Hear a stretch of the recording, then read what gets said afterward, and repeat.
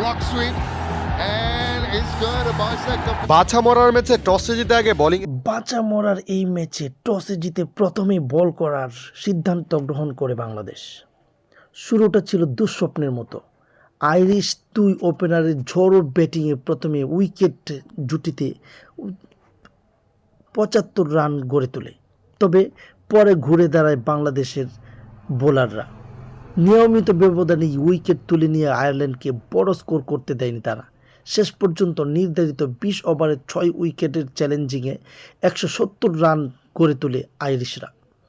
১৭১ রানে তাড়া করতে নেমে শুরুতেই বিপাকে পড়ে বাংলাদেশ। রান আউট হয়ে সাজ করে ফেরেন তানজিদ তামিম।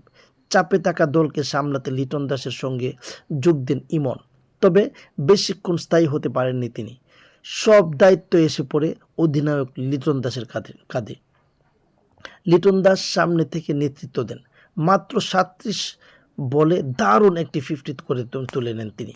শেষ পর্যন্ত ৫৭ রানে আউট হলেও জয়ের ভিত মজবুত করে দেন এই অধিনায়ক। শেষ ২৪ বলে বাংলাদেশের প্রয়োজন ছিল মাত্র ২৯ রান। দায়িত্বশীল ব্যাটিংয়ে সহজেই লক্ষ্য অতিক্রম করে জয়ের বন্দরে পৌঁছে যায় টাইগাররা। দাপুটে জয়ে সিরিজের সমতায় ফেরে বাংলাদেশ।